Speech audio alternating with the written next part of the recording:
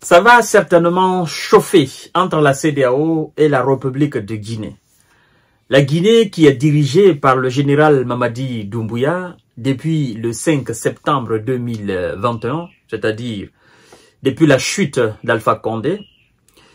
Et vous savez qu'il y a eu une mission de la CEDEAO qui s'est rendue en Guinée. À l'époque, c'était tendu, il y avait un bras de fer entre la CEDEAO et la Guinée pour ce qu'ils appellent le retour rapide à l'ordre constitutionnel. Et donc, l'organisation des élections afin de remettre le pouvoir en civil, ce qu'ils appelaient le retour rapide à l'ordre constitutionnel. Pour eux, le retour rapide à l'ordre constitutionnel était la solution miracle à tous les problèmes de l'Afrique. C'est la même chose au Mali, c'est la même chose au Niger, c'est la même chose au Burkina, ça a été la même chose au Tchad. Sauf que le problème des États africains n'est pas une question d'organisation. Non, le problème des États africains, c'est un problème de travail, c'est un problème de patriotisme, c'est un problème d'intégrité, c'est un problème de nationalisme, c'est un programme d'honnêteté, un problème de sincérité, un problème de discipline dans l'administration, un problème de travailler pour l'intérêt supérieur de la nation, un problème d'homme intègre. C'est tout. Un problème d'application des règles administratives pour la bonne gouvernance afin de sortir les pays des États d'Afrique, n'est-ce pas, les pays du continent africain de l'eau. Les tirer vers la lumière très parfaite. C'est-à-dire mettre la corruption de côté. Nous avons vu dans les pays africains où on parle d'ordre constitutionnel, où on a parlé d'organisation d'élections, où les élections se passent dans les conditions les meilleures. Mais ces pays et les pays où il n'y a pas d'organisation, d'élections régulièrement, ou si vous voulez bien pacifique, en fait, sont souvent au même pied d'égalité. La pauvreté, la misère, le chômage, la dilapidation des deniers publics, la corruption, le vol, vous voyez, la débauche dans l'administration, les trafics d'influence, en fait, ce sont les mêmes réalités. Vous comprenez? Donc, comme je viens d'énumérer tout à l'heure, entre la CEDEAO et la Guinée, il y a eu certainement beaucoup de réunions où il était dit que la transition guinéenne ne devrait pas dépasser 3 ans. Et donc, les 3 ans prennent fin le 31 décembre 2024. Le 31 de ce mois-là, en Guinée. Sauf que le gouvernement guinéen n'entend pas de cette oreille la situation guinéenne. D'ailleurs, le porte-parole du gouvernement guinéen, à la fois ministre du Transport, son Excellence Ousmane Gawal Diallo, qui est juste là, a fait une sortie là-dessus. Il a dit clairement que la charte de la transition ne mentionne pas la fin de la transition en 2024, 31 décembre 2024. Et donc, il y a un projet de loi en Guinée, projet de constitution qui sera soumis au référendum. Et dans ce projet, dit le Premier ministre, Monsieur Baouri, oui, c'est le Premier ministre actuel, il dit carrément que ce projet permet au président de se porter candidat aux élections présidentielles. Même lui-même, il peut être candidat. Parce que lui-même, Premier ministre, il est président d'un parti politique. Il a son parti politique. Donc, lui-même peut être candidat aux élections présidentielles. Donc, ça veut dire, la plupart des membres du gouvernement, s'ils veulent participer aux élections, ils peuvent aussi participer aux élections. Et, laissez-moi vous dire, pour ceux qui ne sont pas guinéens, qui sont quand même, qui me suivent, parce que, vous savez, nous abordons toutes les questions, la Guinée, aujourd'hui, est divisée. Est divisée. Je ne vais pas vous mentir, je suis guinéen. La Guinée est divisée. Entre les militants des partis politiques et le général Mamadi Doumbouya qui est à la tête de l'État.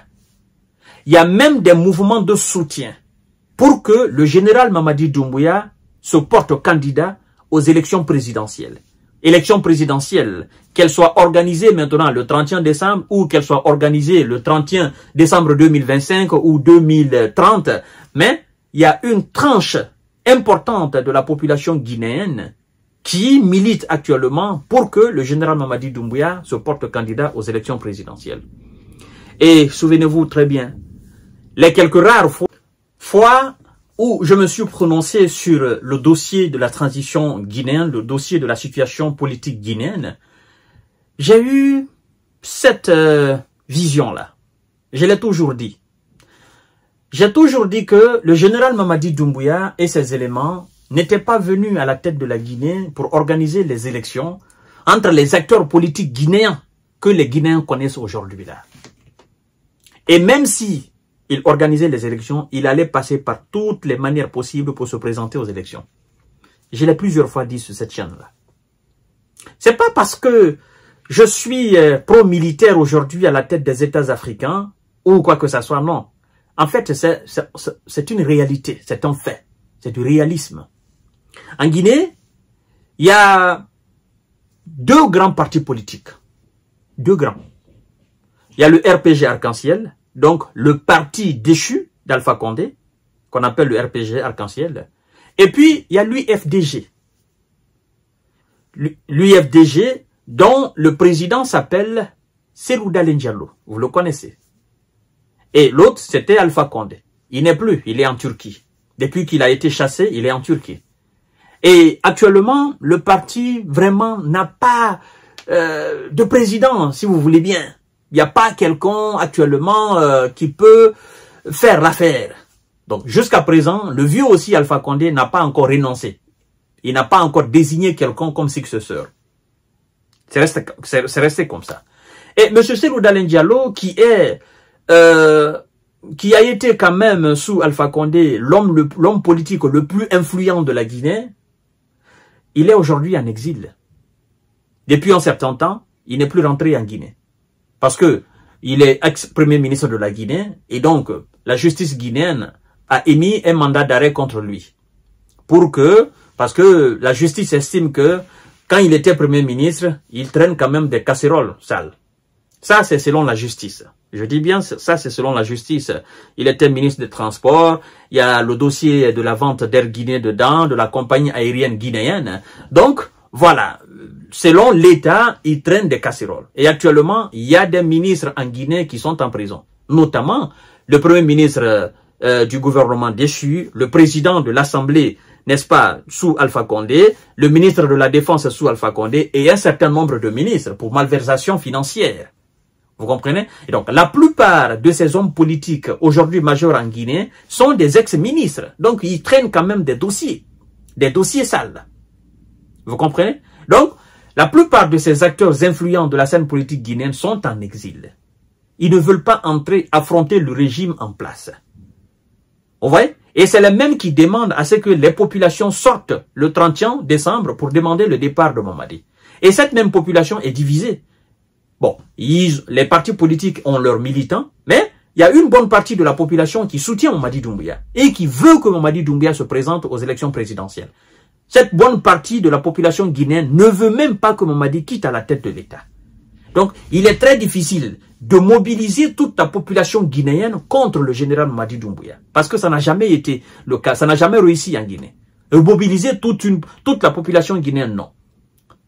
La seule fois où je me souviens que toute la population guinéenne a été mobilisée contre un chef d'État, c'est contre le général Lansana Conté, paix à son âme. Ça s'est passé le 22 janvier 2007. Donc c'est toute la Guinée et ça c'était l'appel des syndicalistes pour l'amélioration des conditions de vie. Même si par après, les politiques sont entrés là-dedans, ils ont essayé de faire la manipulation, mais quand même, ça a été une grève généralisée, n'est-ce pas, sur toute l'étendue du territoire guinéen, et effectivement, il y a eu, voilà, malheureusement, des pertes en vie humaine. Donc, à part cela, les appels des acteurs politiques pour que la population, dans son entièreté, sorte contre un chef d'État, ça n'a jamais réussi en Guinée. Donc, aujourd'hui, on nous dit carrément ceci, la transition en Guinée ne se terminera pas le 31 décembre comme prévu, indiquent les autorités guinéennes. D'accord?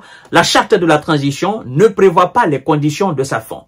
Le document mentionne cependant la refondation de l'État et cette phrase est en cours.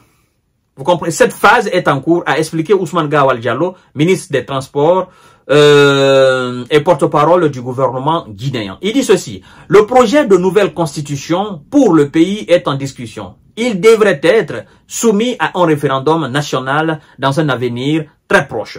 Le premier ministre de transition de la Guinée, Amadou Baouri, a déclaré que le projet de document permettant à l'actuel chef de l'État, le général Mamadi Doumbouya, de se porter candidat à la prochaine présidentielle.